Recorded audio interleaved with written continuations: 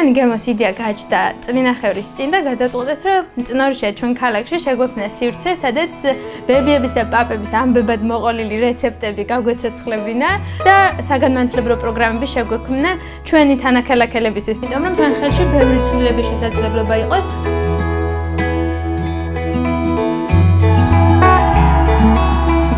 ეს სამზარეულო არის ჭკვიანი გემოს გულის. ამ სამზარეულოში არის ყველაზე თანასწორი გარემო.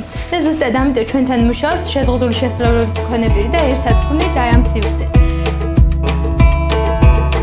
ჭკვიანი გემოს სტუმრები თავისთავად ეხმარებიან იმას, რომ ქალაქს ჰქონდეს მეტი ალტერნატიული სივრცე და საგანმანათლებლო სივრცე.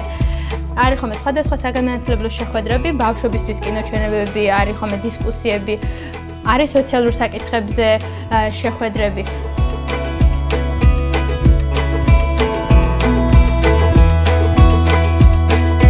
ჩვენ სოციალურ საწარმოში ჭკვიან გემოში დასაქმებული ვართ 5 ადამიანი.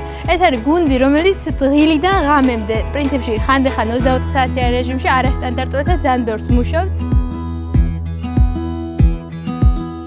ჩვენ შევძელით და შევქმნით სოციალური საწარმო ჭკვიანი გემო. ბევრი ვიოცნებეთ თავიდან, ბევრი ვიშრომეთ, ვიწვალეთ, მაგრამ ეს ოცნება იქნებოდა ოცნება თუ საქართველოს ბანკის ფონდის სიცოცხლის სხემ ამას მხარს არ დაუჭერდა და ეხლა გამოვიდა ეს ჭკვიანი გემო იმაზე ბევრად უკეთესი, ვიდრე გეგმავდით ან მოცნებობდით.